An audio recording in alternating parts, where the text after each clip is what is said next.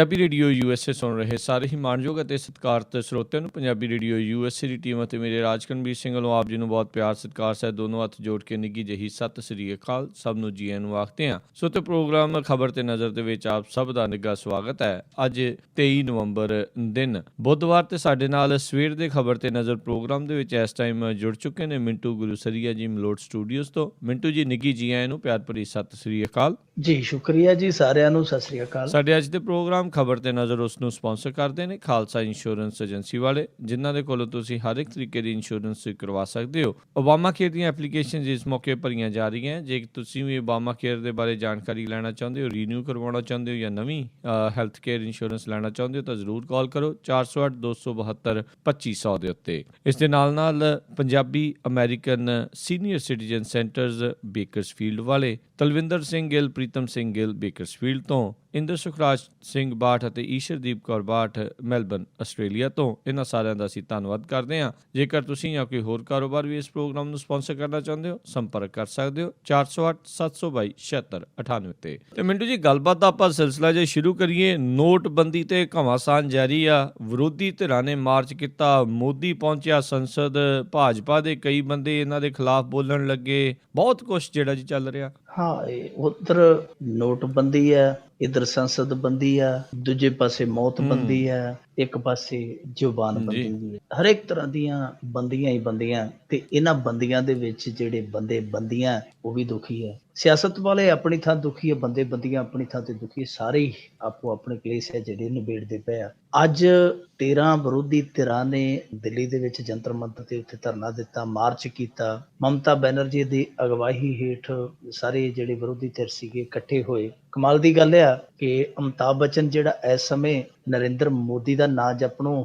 ਥੱਕਦਾ ਹੀ ਨਹੀਂ, ਉਹਦੀ ਘਰਵਾਲੀ ਵੀ ਉਸ ਪ੍ਰਦਰਸ਼ਨ ਦੇ ਵਿੱਚ ਆਈ ਹੋਈ ਸੀ, ਜੈ ਬੱਚਨ, ਕਿਉਂਕਿ ਉਹ ਸਮਾਜਵਾਦੀ ਪਾਰਟੀ ਦੀ ਟਿਕਟ ਤੋਂ ਮੈਂਬਰ ਪਾਰਲੀਮੈਂਟ ਆ, ਉਹ ਵੀ ਉੱਥੇ ਪਹੁੰਚੀ ਹੋਈ ਸੀ। ਇਸੇ ਤਰ੍ਹਾਂ ਸਾਡਾ ਜਗਮੀਤ ਬਰਾੜ ਪੰਜਾਬ ਦੇ ਵਿੱਚ ਉਹ ਵੀ ਗਿਆ ਹੋਇਆ ਸੀ।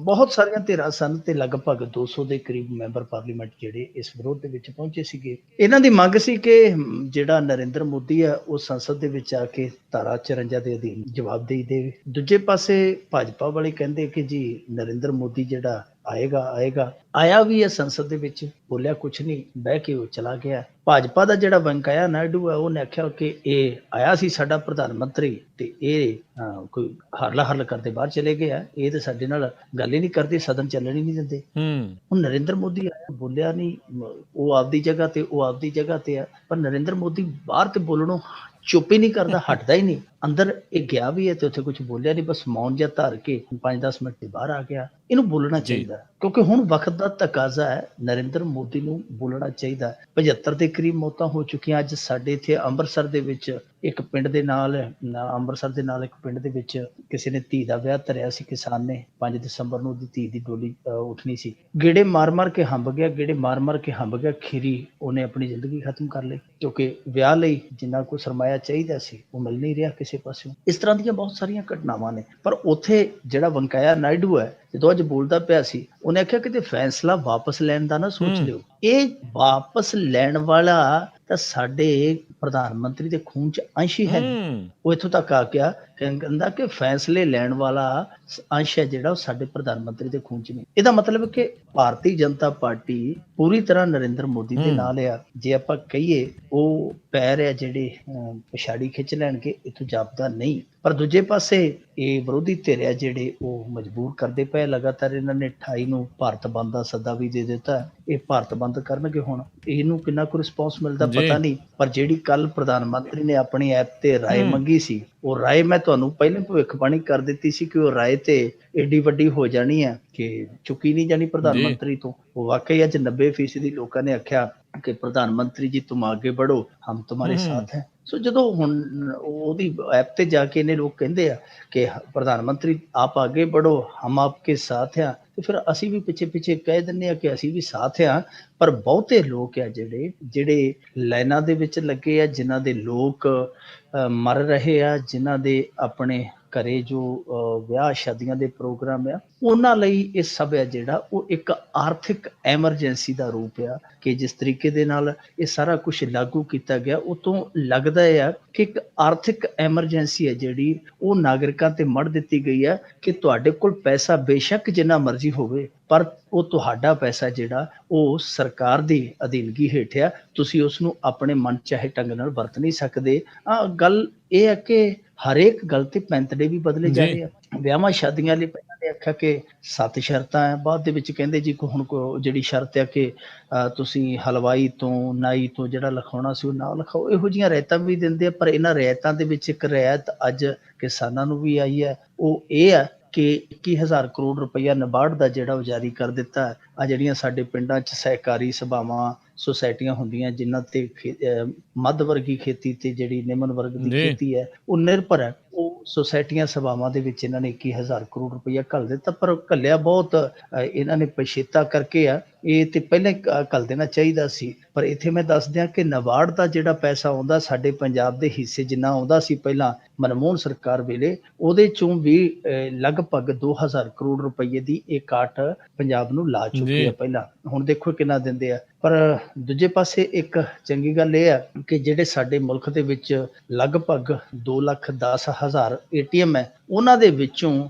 ਅੱਜ ਦੀ ਤਰੀਕ ਤੱਕ ਮੇਰੇ ਖਿਆਲ ਦੇ ਨਾਲ 80-85 ਹਜ਼ਾਰ ਜਿਹੜਾ ATM ਹੈ ਉਹ ਐਕਟਿਵ ਹੋ ਗਿਆ। ਇਸ ਕਰਕੇ ਥੋੜੀ ਜਿਹੀ ਰਾਹਤ ਮਿਲਣ ਦੀ ਸੰਭਾਵਨਾ ਹੈ, ਪਰ ਅਸਲੀ ਰਾਹਤ ਹੈ ਜਿਹੜੀ ਉਹ ਕਦੋਂ ਮਿਲੇਗੀ, ਕਦੋਂ ਸਭ ਕੁਝ ਨਾਰਮਲ ਹੋਏਗਾ, ਉਹਦੇ ਬਾਰੇ ਹਾਲੇ ਤੱਕ ਪੱਕਾ ਜਾਂ ਠੋਸ ਕੋਈ ਵੀ ਮੈਂ ਕਹਾਂਗਾ ਕਿ ਅੰਦਾਜ਼ਾ ਨਹੀਂ ਲਾਇਆ ਜਾ ਸਕਦਾ। ਬਿਲਕੁਲ ਮਿੰਟੂ ਜੀ, ਇਸ ਤਰੀਕੇ ਦੀਆਂ ਵੀ ਜਿਹੜੀਆਂ ਖਬਰਾਂ ਆ ਰਹੀਆਂ ਸੀ ਵੀ ਕਿਸਾਨ ਨੂੰ ਆਪਣੀ ਬੇਟੀ ਦੇ ਵਿਆਹ ਦੇ ਲਈ ਪੈਸੇ ਨਾ ਮਿਲਣ ਕਰਕੇ ਖੁਦਕੁਸ਼ੀ ਜਿਹੜੀ ਆ ਉਹ ਵੀ ਕਰ ਲਈ ਆ। ਸੋ ਹਾਲਾਤ ਮਾੜੇ ਨੇ, ਪਰ ਦੇਖਦੇ ਹਾਂ ਕਦੋਂ ਤੱਕ ਜਿਹੜਾ ਜੀ ਇਹ ਠੀਕ ਹੋਵੇਗਾ। ਤੇ ਇੱਕ ਟਿੱਪਣੀ ਮੈਂ ਜ਼ਰੂਰ ਕਰਨਾ ਚਾਹੁੰਦਾ ਵੀ ਫੈਸਲਾ ਲੈ ਕੇ ਵਾਪਸ ਨਹੀਂ ਕਰਦੇ। ਬਿਲਕੁਲ ਜੀ, ਜਨਾਨੀ ਛੱਡੀ ਆ ਮੋਦੀ ਹੁਣਾਂ ਨੇ, ਅਜੇ ਤੱਕ ਉਹ ਨਹੀਂ ਵਾਪਸ ਲਈ, ਤੇ ਇਹ ਕਿੱਥੋਂ ਵਾਪਸ ਜਿਹੜਾ ਜੀ ਕਰ ਲੈਣਗੇ।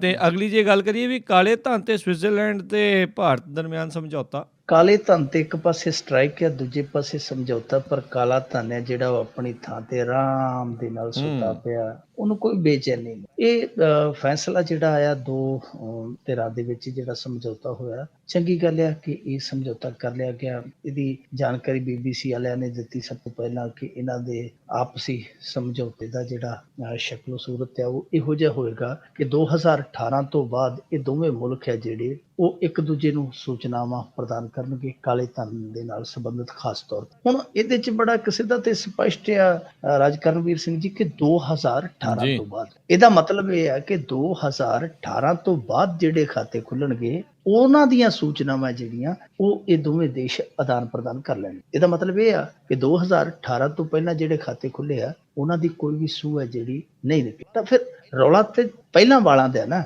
ਬਾਅਦ ਦੇ ਵਿੱਚ ਤੇ ਨਰਿੰਦਰ ਮੋਦੀ ਆ, ਇਹ ਤਾਂ ਕਹਿੰਦਾ ਕਾਲਾ ਧਨ ਮੈਂ ਖਤਮ ਹੀ ਕਰ ਦੇਣਾ। ਫਿਰ ਸਾਨੂੰ ਉਮੀਦ ਕਰਨੀ ਚਾਹੀਦੀ ਹੈ ਕਿ ਕਾਲਾ ਧਨ ਹੈ ਜਿਹੜਾ ਉਹ ਬਾਹਰ ਜਾਏਗਾ ਹੀ ਨਹੀਂ, ਪਰ ਜਿਹੜਾ ਪਿਆ ਉਹਦੀ ਫਿਰ ਸਾਨੂੰ ਉਮੀਦ ਵੀ ਛੱਡ ਦੇਣੀ ਚਾਹੀਦੀ ਹੈ, ਕਿਉਂਕਿ ਇਹ ਗਾਂ ਦਾ ਹੁਣ ਸੋਚਦੇ ਪਏ ਜੋ ਪਿਛਾਂ ਹੋ ਗਿਆ। ਉਹ ਕਹਿੰਦੇ ਕਿ ਜੋ ਪਿੱਛੇ ਬੀਤਾ ਸੋ ਬੀਤਾ, ਹੁਣ ਅੱਗੇ ਵੇਖੀਏ। ਪਰ ਪਿੱਛੇ ਸਾਰਾ ਕੁਝ ਰਹਿ ਗਿਆ। 2006 ਦੇ ਵਿੱਚ ਸਵਿਸ ਬੈਂਕਿੰਗ ਐਸੋਸੀਏਸ਼ਨ ਨੇ ਜਿਹੜੀ ਰਿਪੋਰਟ ਪੇਸ਼ ਕੀਤੀ ਸੀ, ਉਹਦੇ ਚ ਉਹਨਾਂ ਨੇ ਅੰਕੜਾ ਦਿੱਤਾ ਸੀ 1456 ਅਰਬ ਡਾਲਰ ਦਾ ਕਿ ਇਹ ਭਾਰਤ ਦਾ ਕਾਲਾ ਧਨ ਇੰਨਾ ਕੁ ਪਿਆ ਬੈਂਕਾਂ ਦੇ ਵਿੱਚ, ਕਿਉਂਕਿ ਉੱਥੇ 400 ਤੋਂ ਵੱਧ ਸਵਿਸ ਬੈਂਕ ਨੇ ਜੋ ਕਾਲਾ ਧਨ ਜੋੜਦੇ ਆ, ਕਿਉਂਕਿ ਉਹਨਾਂ ਦੀ ਇਕਨੋਮੀ ਦਾ ਆਧਾਰ ਹੀ ਇਹ ਬੈਂਕਿੰਗ ਪ੍ਰਣਾਲੀ ਹੈ। ਤੇ 400 ਤੋਂ ਵੱਧ ਬੈਂਕ ਨੇ, ਉਹਨਾਂ 400 ਬੈਂਕਾਂ ਦੇ ਅੰਦਰ ਜੋ ਕਾਲਾ ਧਨ ਸਮਾਇਆ ਉਹ ਸਾਰੇ ਅੰਕੜੇ ਲਈਏ ਤੇ ਉਹ ਬਣਦੇ 1456 ਅਰਬ ਡਾਲਰ। ਕਿੱਥੇ ਗਿਆ ਚਲੋ ਤੁਸੀਂ ਆਪ ਹੀ ਹਿਸਾਬ ਲਾ ਲਓ, ਜੀਰਵਾ ਤੁਸੀਂ ਆਪ ਹੀ ਲਾ ਲਿਓ। ਦੂਜੇ ਪਾਸੇ ਜੇ ਆਪਾਂ 2006 ਤੋਂ 2016 ਤੱਕ ਆ ਜਾਈਏ ਤੇ 10 ਸਾਲ ਵਿੱਚ ਹੋਰ ਪੈਂਦੇ ਆ, ਜਾਨੀ ਉਹ ਜਿਹੜਾ ਕਾਲਾ ਧਨ ਆ ਉਹ ਹੋਰ ਫੁੱਲ ਗਿਆ ਹੋਏਗਾ ਉੱਥੇ ਪਿਆ, ਕਿਉਂਕਿ 10 ਸਾਲ ਬਹੁਤ ਹੁੰਦੇ ਆ ਭਾਰਤ ਵਰਗੇ ਦੇਸ਼ ਲਈ। ਜਿੰਨਾ 1456 ਅਰਬ ਡਾਲਰ ਹੈ, ਜੇ ਇਹਦਾ ਲਾਈਏ ਮੇਰੇ ਖਿਆਲ ਦੇ ਨਾਲ ਜਿੰਨਾ ਭਾਰਤ ਤੇ ਕਰਜ਼ਾ ਹੋਏਗਾ ਉਹ ਤੋਂ ਕਈ ਗੁਣਾ ਜ਼ਿਆਦਾ ਉੱਥੇ ਪਿਆ। ਔਰ ਇਹ ਵੀ ਦੱਸਿਆ ਜਾਂਦਾ ਕਿ ਜਿੰਨਾ ਸੰਸਾਰ ਦਾ ਕਾਲਾ ਧਨ ਸਵਿਸ ਬੈਂਕਾਂ ਦੇ ਵਿੱਚ ਪਿਆ, ਉਹਨਾਂ ਕੱਲੇ ਭਾਰਤ ਦਾ ਉੱਥੇ ਪਿਆ। ਤੁਸੀਂ ਆਪ ਹੀ ਅੰਦਾਜ਼ਾ ਲਾ ਲਓ ਕਿ ਕਿਸ ਮੋਟੇ ਪੱਧਰ ਤੇ ਕਿਸ ਬੇਕਿਰਕੀ ਦੇ ਨਾਲ ਇਸ ਮੁਲਕ ਨੂੰ ਚੂਸਿਆ ਗਿਆ। ਹੁਣ ਇਹ ਕਹਿੰਦੇ ਕਿ 2018 ਤੋਂ ਬਾਅਦ ਜਿਹੜੀਆਂ ਸੂਚਨਾਵਾਂ ਲਵਾਂਗੇ ਤਾਂ ਇਹਦਾ ਮਤਲਬ ਹੈ ਕਿ ਉਹ ਜਿਹੜਾ ਕਾਲਾ ਧਨ ਆ ਉਹ ਲਿਆਉਣਾ ਬਹੁਤ ਮੁਸ਼ਕਿਲ ਹੈ, ਬਹੁਤ ਪੈਚੀਦਗੀਆਂ। ਬੇਸ਼ੱਕ ਇਹਨਾਂ ਨੇ SIT ਬਣਾਈ ਹੈ, ਨਰਿੰਦਰ ਮੋਦੀ ਹੋਰਾਂ ਨੇ ਪ੍ਰੋਗਰੈਸ ਕੀਤੀ ਹੈ, ਇਹੋ ਜਿਹੀ ਗੱਲ ਨਹੀਂ। ਸੁਪਰੀਮ ਕੋਰਟ ਨੇ ਵੀ ਇੱਥੋਂ ਤੱਕ ਕਿਹਾ ਸੀ, ਉਹਨੇ ਆਖਿਆ ਕਿ ਅਫਸਰ ਸ਼ਾਹ ਜਿਹੜੇ ਆ, ਨੌਕਰਸ਼ਾਹ, ਸਿਆਸਤਦਾਨ ਜਾਂ ਹੋਰ ਕਾਰੋਬਾਰੀ ਹੈ, ਇਹ ਤੇ ਮੌਜਾਂ ਕਰਦੇ ਪਏ ਆ। ਕਾਲਾ ਧਨ ਬੜੀ ਆਰਾਮ ਦੇ ਨਾਲ ਉੱਥੇ ਲੈ ਜਾਂਦੇ ਆ ਤੇ ਮੁੜ ਕੇ ਸੇਵ ਹੋ ਜਾਂਦੇ, ਸਿਕਿਉਰ ਹੋ ਜਾਂਦੇ ਆ, ਕੋਈ ਪੁੱਛਦਾ ਨਹੀਂ, ਕੋਈ ਦੱਸਦਾ ਨਹੀਂ। ਸੁਪਰੀਮ ਕੋਰਟ ਜਦੋਂ ਇਹੋ ਜਿਹੇ ਮਾਮਲੇ 'ਚ ਇਹੋ ਜਿਹੀ ਗੱਲ ਕਹਿੰਦੀ ਹੈ ਤਾਂ ਇੱਥੋਂ ਸਾਨੂੰ ਲੱਗਦਾ ਕਿ ਕਾਲਾ ਧਨ ਹੈ ਜਿਹੜਾ, ਉਹ ਕਾਲਾ ਧਨ ਲਿਆਉਣ ਵਾਲਾ ਜਿਹੜਾ ਉਹ ਕਾਲਾ ਮਾਨਿਆ। ਜਿਸ ਦਿਨ ਉਹ ਚਿੱਟਾ ਹੋਏਗਾ ਫਿਰ ਅਸੀਂ ਸੰਭਾਵਨਾ ਤਲਾਸ਼ ਸਕਦੇ ਹਾਂ ਕਿ ਕਾਲਾ ਧਨ ਜਿਹੜਾ ਸਾਡਾ ਇੱਥੋਂ ਲੁੱਟਿਆ ਖੁੱਟਿਆ ਉਹ ਵਾਪਸ ਆ ਸਕਦਾ। ਹਾਲ ਦੀ ਘੜੀ ਜਾਪਦਾ ਨਹੀਂ, ਹਾਲ ਦੀ ਘੜੀ ਅਸੀਂ ਅੰਕੜਾ ਸਮਝ ਕੇ, ਅੰਕੜਾ ਸੋਚ ਕੇ ਚਿੱਤ ਪਰਚਾ ਸਕਦੇ ਕਿ ਸਾਡਾ ਇੰਨਾ ਪੈਸਾ ਜਿਹੜਾ ਉਹ ਬੈਂਕ ਦੇ ਵਿੱਚ ਪਿਆ। ਅਸੀਂ ਬੇਸ਼ੱਕ ਫੁੱਟਪਾਥ ਤੇ ਰੋਈਏ, ਬੇਸ਼ੱਕ ਅਸੀਂ ਰੇਲਵੇ ਸਟੇਸ਼ਨਾਂ ਤੇ ਰੁਲਦੇ ਫਿਰੀਏ, ਬੇਸ਼ੱਕ ਢਿੱਡੋਂ ਅਸੀਂ ਭੁੱਖੇ ਹੋਈਏ, ਪਰ ਕਹਿ ਸਕਦੇ ਹਾਂ ਕਿ ਜਿੰਨਾ ਸਾਰੇ ਸੰਸਾਰ ਦਾ ਕਾਲਾ ਧਨ ਉੱਥੇ ਪਿਆ ਉਹਨਾਂ ਸਾਡਾ ਕੱਲਿਆਂ ਦਾ। ਜਿਵੇਂ ਅੱਗੇ ਕਹਿ ਦਿੰਦੇ ਹੁੰਦੇ ਆ ਕਿ ਜਿੰਨੀ ਆਬਾਦੀ ਹੈ ਕੈਨੇਡਾ ਦੀ, ਉਨੀ ਤੇ ਸਾਡੀ ਜੇਲ੍ਹ 'ਚ ਰੋਟੀ ਖਾਣ ਡਈ ਆ। ਜੀ ਜੀ ਜੀ ਅੱਗੇ ਵਧੀਏ ਮਿੰਟੂ ਜੀ। ਵੀ ਬਾਦਲ ਪਿਓ ਪੁੱਤ ਵੱਲੋਂ ਆਪੋ ਆਪਣੇ ਹਲਕਿਆਂ 'ਚ ਅਚਨਚੇਤੀ ਸੰਗਤ ਦਰਸ਼ਨ, ਇਹਨਾਂ ਦੇ ਵਿੱਚ ਬੇਚੈਨੀ ਹੈ। ਪ੍ਰਕਾਸ਼ ਸਿੰਘ ਬਾਦਲ ਤੇ ਤੀਜੀ ਵਾਰੀ ਕਹਿ ਚੱਲਿਆ ਕਿ ਆ ਲਓ ਜੀ ਮੇਰੇ ਹੱਥ ਬੰਨੇ ਆ, ਹੁਣ ਮੈਨੂੰ ਤੁਸੀਂ ਛੁੱਟੀਆਂ ਦਿਓ, ਮੈਂ ਬਾਹਰਲੇ ਪਾਸੇ ਵੇਹਨਾ, ਤੁਸੀਂ ਇੱਥੋਂ ਲੰਬੀ ਚੋਂ ਖਿਆਲ ਰੱਖਿਓ। ਪਰ ਫਿਰ ਵੀ ਦਿਲ ਨਹੀਂ ਖੜਦਾ, ਤੀਜੇ ਚੌਥੇ ਦਿਨ ਫੇਰ ਆ ਕੇ ਬਹਿ ਜਾਂਦਾ ਕਿ ਨਹੀਂ ਜੀ ਆ ਹੁਣ ਆਖਰੀ ਸੰਗਤ ਦਰਸ਼ਨ ਹੈ। ਅੱਜ ਤੇ ਕਮਾਲ ਹੋ ਗਈ, ਰਾਜਕਰਨਵੀਰ ਸਿੰਘ ਜੀ ਆਪਣੇ ਕੱਲੇ ਪਿੰਡ ਦੇ ਵਿੱਚ ਹੀ ਸੰਗਤ ਦਰਸ਼ਨ ਰੱਖ ਲਿਆ ਪ੍ਰਕਾਸ਼ ਸਿੰਘ ਬਾਦਲ ਨੇ। ਉਹ ਪਿੰਡ ਜਿਹਦੀ ਵੋਟ ਮੇਰੇ ਖਿਆਲ ਦੇ ਨਾਲ 3000 ਤੋਂ ਵੱਧ ਨਹੀਂ ਹੈ, ਬਹੁਤਾ ਵੱਡਾ ਪਿੰਡ ਨਹੀਂ ਹੈ ਬਾਦਲ, ਉਹ ਕਹਿ ਸਕਦੇ ਦਰਮਿਆਨਾ ਪਿੰਡ ਆ, ਨਾ ਵੱਡਾ ਨਾ ਛੋਟਾ। ਉਸ ਪਿੰਡ ਦੇ ਵਿੱਚ 9 ਸੰਗਤ ਦਰਸ਼ਨ ਕੀਤੇ ਅੱਜ ਪ੍ਰਕਾਸ਼ ਸਿੰਘ ਬਾਦਲ ਨੇ। 9 ਸੰਗਤ ਦਰਸ਼ਨ ਉਹੀ ਬੰਦਾ ਕਰਦਾ ਹੈ ਜਿਹਨੂੰ ਥੋੜਾ ਜਿਹਾ ਧੁੜਕੂ ਹੋਵੇ, ਜਿਹਨੇ ਕੰਮ ਕੀਤੇ ਹੋਣ, ਉਹ ਵੀ ਆਪਣਾ ਪਿੰਡ ਹੋਵੇ। ਤੇ ਗਲੀ ਗਲੀ ਦੇ ਵਿੱਚ ਜਾ ਕੇ ਸੰਗਤ ਦਰਸ਼ਨ ਕਰਨਾ ਤੇ ਫਿਰ ਆਖਣਾ ਕਿ ਅੱਗੇ ਤੁਸੀਂ ਮੈਨੂੰ ਮਾਣ ਬਖਸ਼ਿਆ, ਐਤਕੀ ਵੀ ਤੁਹਾਡੇ ਹੱਥ ਡੋਰਾਂ ਨੇ, ਵਡਿਆਈਆਂ ਤੁਸੀਂ ਬਖਸ਼ੀਆਂ। ਇਹ ਤੋਂ ਸਾਫ਼ ਜ਼ਾਹਰ ਹੁੰਦਾ ਹੈ ਕਿ ਆਪਣੇ ਪਿੰਡ ਵਾਲਿਆਂ ਤੇ ਵੀ ਭਰੋਸਾ ਜਿਹੜਾ ਪੂਰਾ ਨਹੀਂ, ਭਰੋਸਾ ਵੀ ਉਹ ਜਿਹੜਾ ਨਾ ਆਪਦੇ ਪਿੰਡ ਤੇ ਵੀ ਉਹ ਵੀ ਪੱਤੇ ਵਾਂਗੂ ਡੋਲਦਾ ਹੈ। ਦੂਜੇ ਪਾਸੇ ਸੁਖਬੀਰ ਸਿੰਘ ਬਾਦਲ ਵੀ ਜਲਾਲਾਬਾਦ ਦੇ ਵਿੱਚ ਆ ਗਿਆ ਅਚਨਚੇਤੀ, ਉਹਨੇ ਵੀ ਸੰਗਤ ਦਰਸ਼ਨ ਰੱਖ ਲਿਆ, ਉਹਨੇ ਵੀ ਉੱਥੇ ਮੁੱਠਾ ਭਰ ਕੇ ਨਾਵਾਂ ਵੰਡਿਆ। ਇਹ ਜਿਹੜੇ ਦੋਵੇਂ ਸੰਗਤ ਦਰਸ਼ਨ ਹੋਏ ਅਚਨਚੇਤੀ, ਇਹ ਕਿਤੇ ਨਾ ਕਿਤੇ ਦੋ ਗੱਲਾਂ ਤੇ ਮੋਹਰ ਲਾਉਂਦੇ। ਇੱਕ ਤੇ ਇਹ ਕਿ ਸੁਖਬੀਰ ਸਿੰਘ ਬਾਦਲ ਜਲਾਲਾਬਾਦ ਤੋਂ ਹੀ ਲੜੇਗਾ, ਦੂਜਾ ਇਹ ਹੈ ਕਿ ਪ੍ਰਕਾਸ਼ ਸਿੰਘ ਬਾਦਲ ਹੈ ਜਿਹੜਾ ਲੰਬੀ ਦੇ ਵਿੱਚ ਐਤਕੀ ਉਹ ਵੀ ਕਿਤੇ ਨਾ ਕਿਤੇ ਥੋੜਾ ਜਿਹਾ ਦੁਬਿਧਾ ਦਾ ਸ਼ਿਕਾਰ ਆ ਕਿ ਕਿਤੇ ਐ ਨਾ ਹੋ ਜੇ, ਕਿਤੇ ਐ ਨਾ ਹੋ ਜੇ, ਕਿਸ਼ਤੀ ਇੱਧਰ ਨਾ ਹੋ ਜੇ, ਕਿਸ਼ਤੀ ਉੱਧਰ ਨਾ ਹੋ। ਇਹ ਦੋ ਚੀਜ਼ਾਂ ਜਿਹੜੀਆਂ, ਇਹ ਦੂਜੀ ਚੀਜ਼ ਹੈ ਜਿਹੜੀ ਉਹ ਇਹ ਹੈ ਕਿ ਜਿਸ ਤਰੀਕੇ ਦੇ ਨਾਲ ਇੱਥੇ ਅਚਨਚੇਤੀ ਦੌਰੇ ਰੱਖ ਰਹੇ ਆ, ਉਹ ਤੋਂ ਇੱਕ ਗੱਲ ਹੋਰ ਜਿਹੜੀ ਹੈ ਉਹ ਸਾਫ਼ ਹੋ ਜਾਂਦੀ ਹੈ ਕਿ ਕਿਸੇ ਵੀ ਹਲਕੇ ਦੇ ਵਿੱਚ ਅਕਾਲੀ ਹੈ ਜਿਹੜੇ ਉਹ ਆਪਣੇ ਆਪ ਨੂੰ ਜਿਵੇਂ ਕਹਿ ਲਈਏ ਕਿ ਸੇਫ ਜ਼ੋਨ ਦੇ ਵਿੱਚ ਮਹਿਸੂਸ ਨਹੀਂ ਕਰਦੇ। ਕਿਉਂਕਿ ਜੇ ਲੰਬੀ ਦੇ ਵਿੱਚ ਜਾਂ ਜਲਾਲਾਬਾਦ ਦੇ ਵਿੱਚ ਇਸ ਤਰੀਕੇ ਦੇ ਸੰਗਤ ਦਰਸ਼ਨ ਰੱਖਣੇ ਪੈ ਰਹੇ ਕਿ ਗਲੀ ਗਲੀ ਜਾਣਾ ਪੈ ਰਿਹਾ, ਤੇ ਉੱਥੇ ਜਾ ਕੇ ਕਹਿਣਾ ਕੀ ਪੈ ਰਿਹਾ, ਉਹ ਬੜਾ ਦਿਲਚਸਪ ਆ। ਪ੍ਰਕਾਸ਼ ਸਿੰਘ ਬਾਦਲ ਜਦੋਂ ਅੱਜ ਸੰਗਤ ਦਰਸ਼ਨ ਕਰਦਾ ਪਿਆ ਸੀ ਤੇ ਉਸੇ ਪਿੰਡ ਦੀਆਂ ਬੀਬੀਆਂ ਉੱਠ ਕੇ ਕਹਿ ਰਹੀਆਂ ਸਨ ਕਿ ਬਾਦਲ ਸਾਹਿਬ ਤੁਸੀਂ ਜੋ ਦੇ ਕੇ ਜਾਂਦੇ, ਜੋ ਤੁਹਾਡੇ ਚਮਚੇ ਛਕ ਜਾਂਦੇ, ਸਾਡੇ ਤੱਕ ਕੱਖ ਨਹੀਂ ਪਹੁੰਚਦਾ। ਇਹਨਾਂ ਦੇ ਆਪਦੇ ਪਿੰਡ ਦੇ ਕਹੀ ਜਾਂਦੇ ਸੀ, ਆਪਦੇ ਪਿੰਡ ਦੇ ਇਹਨਾਂ ਦੇ ਮੁੰਡੇ ਉੱਠ ਕੇ ਕਹਿੰਦੇ ਸੀ ਬਾਦਲ ਸਾਹਿਬ ਛੱਡੋ ਸਾਰਾ ਕੁਝ, ਸਾਨੂੰ ਨੌਕਰੀਆਂ ਦੇ ਦਿਓ। ਅੱਗੋਂ ਬਾਦਲ ਸਾਹਿਬ ਕੀ ਕਹਿਣ ਡਏ ਆ, ਕਹਿੰਦੇ ਕਿ ਅੱਗੇ ਚਟਾਲਾ ਜੇਲ੍ਹ ਦੇ ਵਿੱਚ ਬੈਠਾ, ਹੁਣ ਤੁਸੀਂ ਮੈਨੂੰ ਬਿਠਾਉਣਾ ਜੇ, ਐ ਕਰੋ ਤੁਸੀਂ ਠੇਕੇਦਾਰੀ ਦੇ ਲਾਇਸੈਂਸ ਬਣਾ ਲਓ, ਕੰਮ ਤੁਹਾਨੂੰ ਮੈਂ ਦੇ ਦਿਆਂਗਾ। ਇੱਥੋਂ ਤੱਕ ਹੋਇਆ ਕਿ ਸੰਗਤ ਦਰਸ਼ਨ ਦੇ ਵਿੱਚ ਉਹ ਮਨਪ੍ਰੀਤ ਬਾਦਲ ਵੀ ਪ੍ਰਗਟ ਹੋ ਗਿਆ, ਜਿਹੜਾ ਮਨਪ੍ਰੀਤ ਬਾਦਲ ਇਹਨਾਂ ਦੇ ਟੱਬਰ ਚੋਂ ਭੱਜਾ ਨਹੀਂ, ਜਿਹੜਾ ਮਨਪ੍ਰੀਤ ਬਾਦਲ ਇਹਨਾਂ ਦੇ ਟੱਬਰ ਦੇ ਇਸ਼ਾਰੇ ਤੇ ਮਨਪ੍ਰੀਤ ਬਾਦਲ ਦੇ ਵਿਰੁੱਧ ਇਲੈਕਸ਼ਨ 'ਚ ਖੜਾ ਹੋਇਆ ਸੀ। ਤੁਹਾਨੂੰ ਯਾਦ ਹੋਣਾ 2 ਮਨਪ੍ਰੀਤ ਬਾਦਲ ਹੋ ਗਏ ਸਨ ਬਠਿੰਡਾ ਚੋਣ ਤੋਂ। ਉਹ ਜਿਹੜਾ ਦੂਜਾ ਮਨਪ੍ਰੀਤ ਬਾਦਲ ਸੀ, ਬਾਦਲ ਵਾਲਾ ਜਿਹੜਾ ਇਹਨਾਂ ਨੇ ਖੜਾ ਕੀਤਾ, ਉਹ ਅੱਜ ਸੰਗਤ ਦਰਸ਼ਨ ਦੇ ਵਿੱਚ ਖੜਾ ਹੋ ਗਿਆ। ਉਹ ਕਹਿੰਦਾ ਜੀ ਮੈਂ ਤੇ PRTC ਦੇ ਵਿੱਚ ਕੰਡਕਟਰ ਸਾਂ, ਮੈਂ ਸਸਪੈਂਡ ਹੋ ਗਿਆ, ਮੇਰਾ ਕੁਝ ਕਰੋ। ਤੇ ਬਾਦਲ ਸਾਹਿਬ ਨੂੰ ਕਿਹਾ ਵੇਖੀ ਕਿਤੇ ਮੇਰੇ ਉਲਟ ਨਾ ਖੜ ਜਾਈਂ, ਐਤਕੀ ਕਰ ਦਿਆਂਗੇ ਕੋਈ ਨਹੀਂ ਤੇਰਾ ਕੰਮ। ਸੋ ਉੱਥੇ ਬਾਦਲ ਪਿੰਡ ਦੇ ਵਿੱਚ ਜਿਸ ਤਰ੍ਹਾਂ ਦਾ ਸੰਗਤ ਦਰਸ਼ਨ ਹੋਇਆ, ਉੱਥੇ ਇਹ ਮਹਿਸੂਸ ਕੀਤਾ ਗਿਆ ਕਿ ਬਾਦਲ ਪਿੰਡ ਦੇ ਵਿੱਚ ਵੀ ਬਹੁਤ ਸਾਰੇ ਸ਼ਿਕਵੇ ਸ਼ਿਕਾਇਤਾਂ ਜਿਹੜੇ ਉਹ ਲੋਕਾਂ ਦੇ ਮਨਾਂ 'ਚ ਆ। ਕਿ ਪੂਰਨ ਸੰਤੁਸ਼ਟੀ ਜਿਹੜੀ ਹੁੰਦੀ ਹੈ ਨਾ, ਜਿਹਨੂੰ ਆਪਾਂ ਪੂਰਨ ਸੰਤੁਸ਼ਟੀ ਕਹਿ ਦਿੰਦੇ ਹਾਂ, ਪੂਰਨ ਸੰਤੁਸ਼ਟੀ ਬਾਦਲ ਪਿੰਡ ਦੇ ਵਿੱਚ ਵੀ ਵੇਖਣ ਨੂੰ ਨਹੀਂ ਮਿਲੀ। ਇੱਥੋਂ ਤੱਕ ਕਿ ਉੱਥੇ ਪ੍ਰਕਾਸ਼ ਸਿੰਘ ਬਾਦਲ ਨੂੰ ਇਹ ਸਿਸਟਮ ਕਰਨਾ ਪਿਆ ਕਿ ਭਾਈ ਜਿਹਨੇ ਵੀ ਮਦਦ ਲੈਣੀ ਹੈ, ਮਤਲਬ ਕਿ ਵਿੱਤੀ ਮਦਦ ਲੈਣੀ ਹੈ, ਫਾਈਨੈਂਸ਼ੀਅਲੀ ਹੈਲਪ ਲੈਣੀ ਹੈ, ਉਹ ਆਵੇ, ਸਾਦੇ ਕਾਗਜ਼ ਤੇ ਸਿਰਫ ਅਰਜੀ ਲਿਖੇ ਤੇ ਚੈੱਕ ਚੁੱਕ ਲਵੇ। ਆਹ ਕੁਛ ਚੱਲਿਆ ਬਾਦਲ ਪਿੰਡ ਦੇ ਵਿੱਚ। ਮਾਈ ਆਈ, ਉਹਨੇ ਅਰਜੀ ਲਿਖੀ, ਅਰਜੀ ਵੀ ਕਾਹਦੀ, ਉਹ ਕਿਹੜਾ ਵਿਚਾਰੀ LLB ਕੀਤੀ ਸੀ ਉਹਨੇ ਸਾਦੇ ਕਾਗਜ਼ ਤੇ ਬਸ ਅੰਗੂਠਾ ਲਾਇਆ, ਉਹਨਾਂ ਨੇ ਐਪਲੀਕੇਸ਼ਨ ਆਪਣੇ ਕੋਲੋਂ ਲੈ ਕੇ ਚੈੱਕ ਥਮਾ ਦਿੱਤਾ।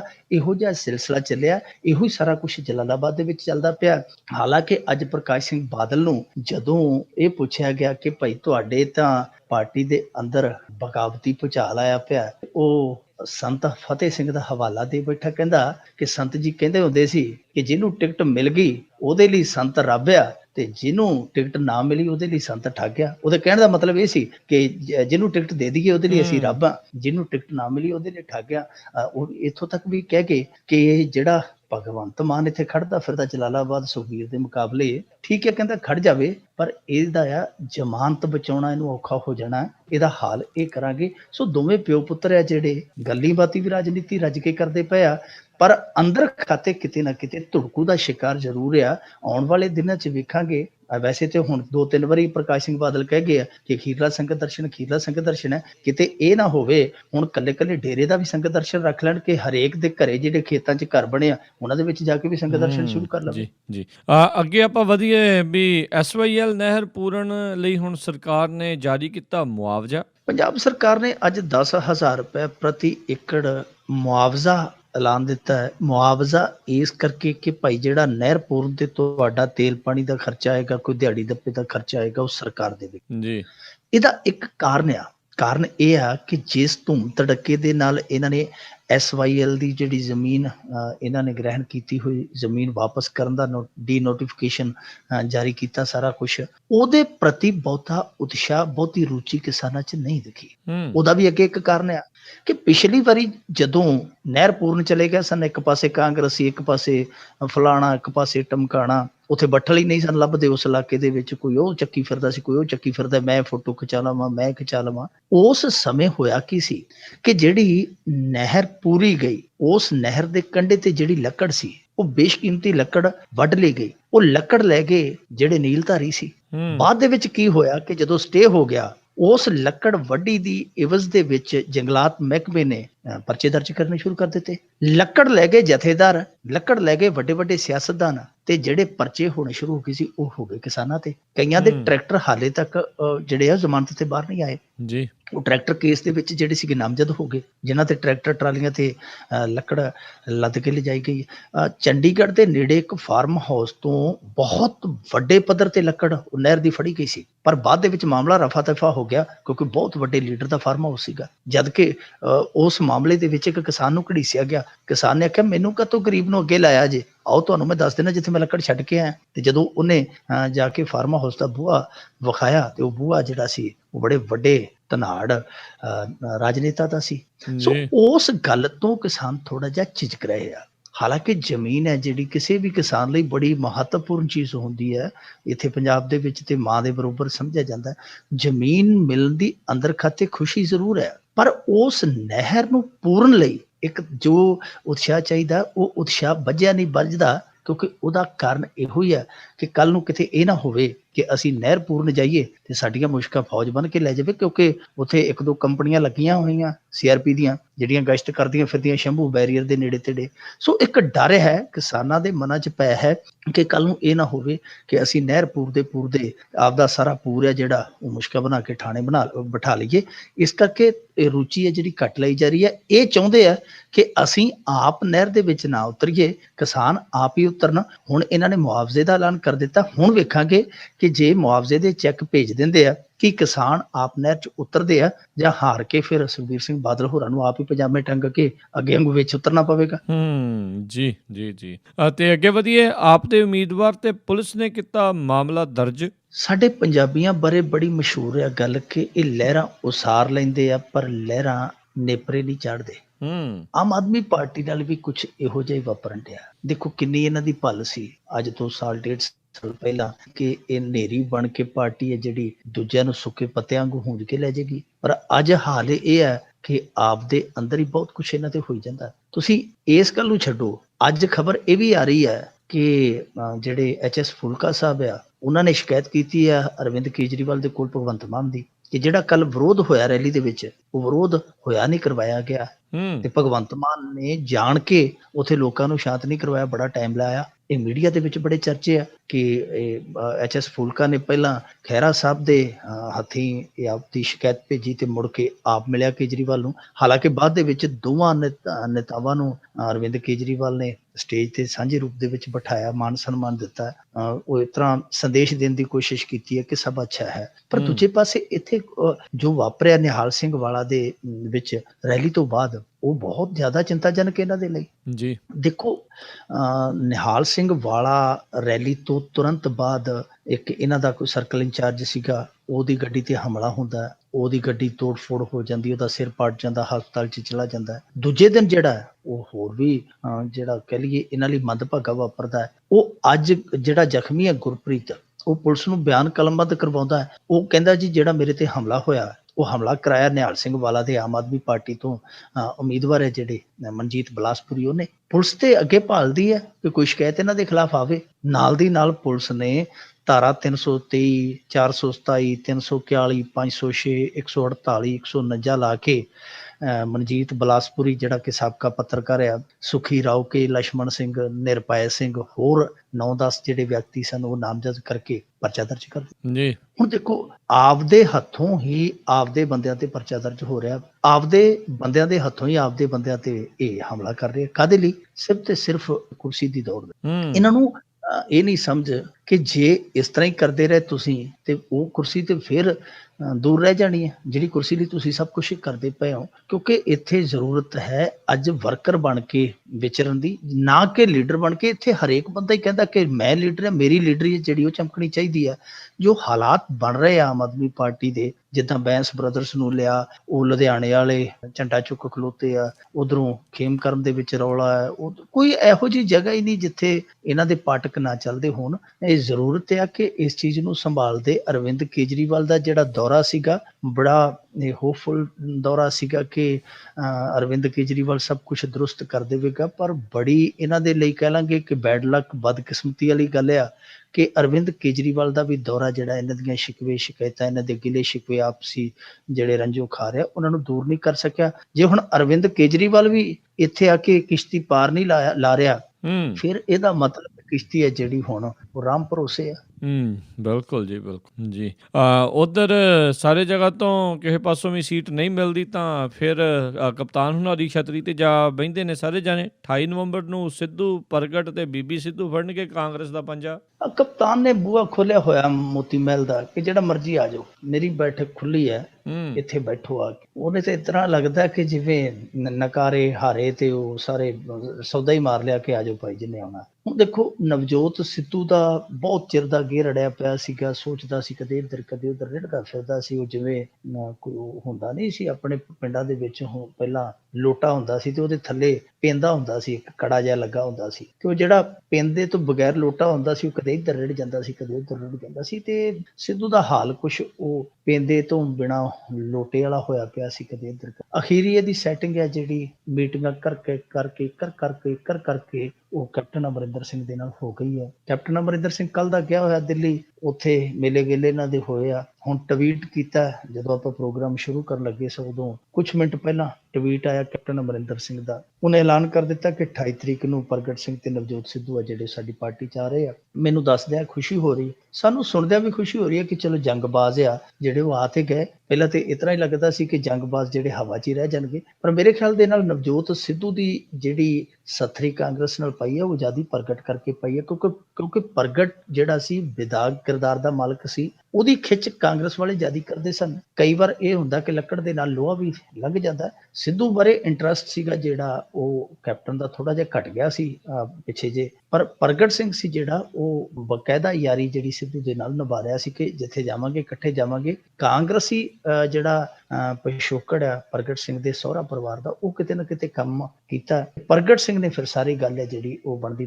ਬਣਾ ਦਿੱਤੀ ਹੈ। ਹੁਣ ਇਹ ਦੇਖਣਾ ਦਿਲਚਸਪ ਹੋਏਗਾ ਕਿ ਜਿਹੜਾ ਸਿੱਧੂ ਦਾ ਪ੍ਰਤਾਪ ਆ, ਪ੍ਰਤਾਪ ਸਿੰਘ ਬਾਜਵਾ ਝੱਲੇਗਾ, ਕਿਉਂਕਿ ਉਹ ਕਹਿੰਦਾ ਹੈ ਕਿ ਜੀ ਜਿਹੜੇ ਬਾਹਰੋਂ ਆਉਂਦੇ ਆ ਉਹਨਾਂ ਨੂੰ ਤੱਤ ਫੱਟ ਟਿਕਟ ਨਹੀਂ ਦੇਣੀ ਚਾਹੀਦੀ। ਕੀ ਉਹਦਾ ਇਹ ਜਿਹੜਾ ਮਾਪਦੰਡ ਹੈ ਨਵਜੋਤ ਸਿੱਧੂ ਤੇ ਲਾਗੂ ਹੋਏਗਾ ਜਾਂ ਨਹੀਂ ਹੋਏਗਾ? ਤੇ ਦੂਜੀ ਗੱਲ ਇਹ ਵੇਖਣ ਵਾਲੀ ਹੋਏਗੀ ਕਿ ਨਵਜੋਤ ਸਿੱਧੂ ਨੂੰ ਰੋਲ ਕੀ ਮਿਲਦਾ ਹੈ, ਕਿੰਨੀਆਂ ਸੀਟਾਂ ਦਿੱਤੀਆਂ ਜਾਂਦੀਆਂ। ਜੇਕਰ ਨਵਜੋਤ ਸਿੱਧੂ ਕੋਈ ਆਪਣੀ ਇਹੋ ਜਿਹੀ ਲੌਬੀ ਹੈ ਜਿਹੜੀ ਉਹ ਖੜੀ ਕਰ ਲੈਂਦਾ, ਜੋ ਥੋੜ੍ਹੀਆਂ ਜਿਹੀਆਂ ਸੀਟਾਂ ਲੈ ਜਾਂਦੀ ਹੈ ਤੇ ਕਿਸੇ ਕਹਿ ਲਈਏ ਕਿ ਚਾਬੀ ਨੂੰ ਹੱਥ ਪਾ ਲੈਂਦੀ ਆਉਣ ਵਾਲੇ ਸਮੇਂ ਦੇ ਵਿੱਚ, ਤਾਂ ਫਿਰ ਮੁਕਾਬਲਾ ਜਿਹੜਾ ਕਪਤਾਨ ਦਾ ਤੇ ਉਪ ਕਪਤਾਨ ਜਿਹੜਾ ਸ਼ਹਿਰੀ ਜਿਹਨੂੰ ਨਵਜੋਤ ਸਿੱਧੂ ਕਹਿੰਦੇ ਆ, ਫਿਰ ਬਹੁਤ ਦਿਲਚਸਪ ਹੋ ਜਾਏਗਾ। ਕਿਉਂਕਿ ਦੋਵੇਂ ਹੀ ਜਿਹੜੇ ਆ ਉਹ ਇਹੋ ਜਿਹੀ ਫਿਤਰਤ ਦੇ ਮਾਲਕ ਆ ਕਿ ਨਾ ਉਹ ਉਹਦੇ ਆਖੇ ਲੱਗੇ ਨਾ ਉਹਦੇ ਆਖੇ ਲੱਗੇ। ਬਾਕੀ ਪ੍ਰਤਾਪ ਸਿੰਘ ਬਾਜਵਾ, ਸ਼ਮਸ਼ੇਰ ਸਿੰਘ ਦੂਲੋ, ਬੀਬੀ ਭੱਠਲ, ਇਹ ਸਾਰੇ ਕਲੇਸੀ ਆ। ਇਹ ਵੇਖਣ ਵਾਲਾ ਹੋਏਗਾ ਕਿ ਇਹ ਜਿਹੜਾ ਕੁਨਬਾ ਹੈ ਇਹ ਬਾਹਾਂ 'ਚ ਬਾਹਾਂ ਪਾ ਕੇ ਤੁਰਦਾ ਕਿਵੇਂ, ਦੀ ਚਾਲ ਢਾਲ ਕਿਸ ਤਰ੍ਹਾਂ ਦੀ ਹੋਏਗੀ।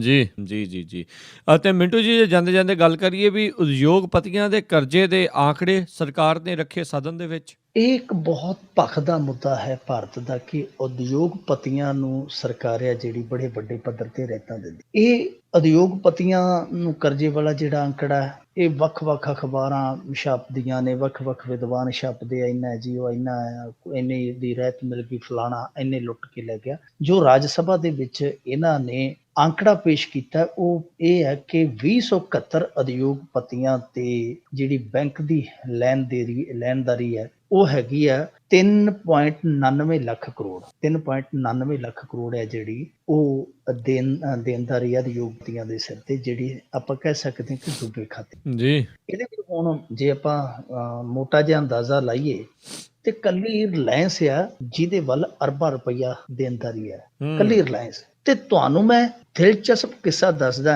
ਕਿ ਜਿਸ ਰਿਲਾਇੰਸ ਦੇ ਵੱਲ ਅਰਬਾਂ ਰੁਪਈਆਂ ਦੀ ਪਹਿਲਾਂ ਦੇਣਦਾਰੀ ਹੈ, ਜਦੋਂ ਮੋਦੀ ਸਾਹਿਬ ਸਿੰਘਾਸਨ ਤੇ ਬਹਿੰਦਾ ਨਾਲ ਦੀ ਨਾਲ ਸਟੇਟ ਬੈਂਕ ਆਫ ਇੰਡੀਆ ਨੂੰ ਆਂਦਾ ਹੈ ਕਿ 6000 ਕਰੋੜ ਰੁਪਈਆ ਇਹਨਾਂ ਨੂੰ ਲੋਨ ਹੋਰ ਦਿਓ।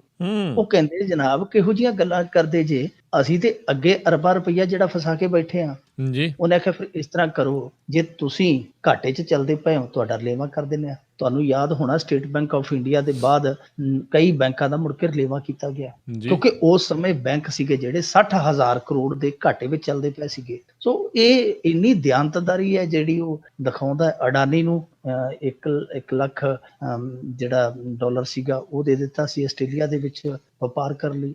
ਹੁਣ ਵਿਧਾਨਤਾ ਕੰਪਨੀ ਜਿਹੜੀ ਕਿ ਬੜੀ ਵਿਵਾਦਤ ਕੰਪਨੀ ਹੈ, ਜਿਹਨੇ ਇੱਥੇ ਦੇ ਬਹੁਤ ਸਾਰੇ ਕੁਦਰਤੀ ਸੋਮੇ ਜਿਹੜੇ ਨਿਚੋੜੇ ਆ, ਉਹਨੂੰ ਵੀ ਇਹ ਕਵੈਤ ਦੇ ਵਿੱਚ ਹੈ ਕਿ ਉਹਨੂੰ ਵੀ ਲੋਨ ਦੇਣਾ 135 ਕਰੋੜ ਰੁਪਈਏ ਦਾ। 125 ਕਰੋੜ ਰੁਪਈਆ ਹੋਰ ਕਹਿੰਦੇ ਆ ਕਿ ਰਿਲਾਇੰਸ ਨੂੰ ਦੇਣਾ ਹੈ। ਸੋ ਇਹ ਬਹੁਤ ਵੱਡੇ ਪੱਧਰ ਤੇ ਹੈ ਜਿਹੜੀ ਜਨਤਾ ਦੀ ਮਾਇਆ ਲੁੱਟੀ ਜਾ ਰਹੀ ਹੈ, ਉਦਯੋਗਪਤੀਆਂ ਨੂੰ ਲੁਟਾਈ ਜਾ ਰਹੀ ਹੈ। ਤੇ ਉਦਯੋਗਪਤੀ ਵੀ ਜਿਹੜੇ ਆ ਉਹ ਇਹੋ ਜਿਹੇ ਆ ਰੱਜ ਕੇ, ਜਿਵੇਂ ਕਹਿੰਦੇ ਹੁੰਦੇ ਨਾ ਪੰਜਾਬੀ 'ਚ ਦੱਬ ਕੇ ਖਾ ਤੇ ਉਹ ਰੱਜ ਕੇ ਵਾਹ, ਉਹ ਜਿਹੜੀ ਗੱਲ ਕਹਿੰਦੇ ਹੁੰਦੇ ਆ ਨਾ, ਦੱਬ ਕੇ ਵਾਹ ਤੇ ਰੱਜ ਕੇ ਖਾ, ਉਹ ਵੀ ਇਸ ਤਰ੍ਹਾਂ ਹੀ ਕਰਦੇ ਕਿ ਦੱਬ ਕੇ ਵਾਹੁੰਦੇ ਫਿਰ ਰੱਜ ਕੇ ਖਾਂਦੇ ਆ। ਮੁੜ ਕੇ ਜਦੋਂ ਆਫਰ ਜਾਂਦੇ ਫਿਰ ਜਹਾਜ਼ ਚੜ੍ਹਦੇ ਤੇ ਇੰਗਲੈਂਡ ਜਾ ਬਹਿੰਦੇ ਆ। ਇਹ ਬਹੁਤੇ ਉਦਯੋਗਪਤੀਆਂ ਨੇ ਖੇਡ ਬਣਾ ਲਈ ਹੈ। ਨਰਿੰਦਰ ਮੋਦੀ ਦੀ ਜਿਹੜੀ ਕਾਰਪੋਰੇਟ ਘਰਾਣਿਆਂ ਦੇ ਨਾਲ ਯਾਰੀ ਹੈ ਉਹ ਦੇਸ਼ ਨੂੰ ਮਹਿੰਗੀ ਪੈਣ ਡਈ ਹੈ। ਹੁਣ ਤੇ ਲੋਕੀ ਕਹਿ ਵੀ ਇਹ ਰਹੇ ਆ ਕਿ ਇਹ ਸਾਰਾ ਕੁਛ ਕੀਤਾ ਹੀ ਇਸ ਕਰਕੇ ਗਿਆ ਜਿਹੜਾ ਕਾਲੇ ਧਨ ਦਾ ਸਟ੍ਰਾਈਕ ਹੈ, ਕਿਉਂਕਿ ਬੈਂਕ ਜਿਹੜੇ ਸੀਗੇ ਉਹ ਇਹਨਾਂ ਦੀਆਂ ਯਾਰੀਆਂ ਪਗਾਉਣ ਦੇ ਵਿੱਚ ਡੁੱਬ ਗਏ। ਉਹਨਾਂ ਬੈਂਕਾਂ ਨੂੰ ਕੰਗਾਲੀ ਚੋਂ ਕੱਢ ਲਈ ਇਹ ਸਾਰੀ ਖੇਡ ਖੇਡੀ ਗਈ। ਜੀ ਜੀ ਜੀ ਜੀ ਬਹੁਤ ਬਹੁਤ ਧੰਨਵਾਦ ਕਰਦੇ ਹਾਂ ਤੁਹਾਡਾ ਮਿੰਟੂ ਜੀ, ਤੁਸੀਂ ਸਾਡੇ ਨਾਲ ਜੁੜੇ, ਇਹਨਾਂ ਖਬਰਾਂ ਬਾਰੇ ਸਾਨੂੰ ਵਿਸਤਾਰ 'ਚ ਜਾਣਕਾਰੀਆਂ ਦਿੱਤੀਆਂ। ਅਗਲੇ ਬੁਲੇਟਿਨ ਤੱਕ ਲਈ ਤੁਹਾਡਾ ਬਹੁਤ ਬਹੁਤ ਧੰਨਵਾਦ, ਮਿਹਰਬਾਨੀ, ਸਤਿ ਸ੍ਰੀ ਅਕਾਲ। ਸਤਿ ਸ੍ਰੀ ਅਕਾਲ। ਤੇ ਸਰੋਤਿਓ, ਇੱਥੇ ਹੀ ਸਾਡਾ ਅੱਜ ਦਾ ਇਹ ਪ੍ਰੋਗਰਾਮ ਖਬਰ ਤੇ ਨਜ਼ਰ ਉਹ ਵੀ ਹੁਣ ਸਮਾਪਤ ਹੁੰਦਾ ਹੈ। ਹੁਣ ਮੈਨੂੰ ਰਾਜਕਰਨਵੀਰ ਸਿੰਘ ਨੂੰ ਵੀ ਇਜਾਜ਼ਤ ਦਿਓ। ਮੇਰੇ ਵੱਲੋਂ ਵੀ ਆਪ ਸਭ ਨੂੰ ਬਹੁਤ ਪਿਆਰ ਸਤਿਕਾਰ ਸਹਿਤ ਦੋਨੋਂ ਹੱਥ ਜੋੜ ਕੇ ਨਿੱਘੀ ਜਿਹੀ ਸਤਿ ਸ੍ਰੀ ਅਕਾਲ। ਜਿਹਨੇ ਵਾਸਤੇ ਰਹੋ, ਹੱਸਦੇ ਖੇਲਦੇ ਰਹੋ ਤੇ ਸੁਣਦੇ ਰਹੋ ਪੰਜਾਬੀ ਰੇਡੀਓ USA।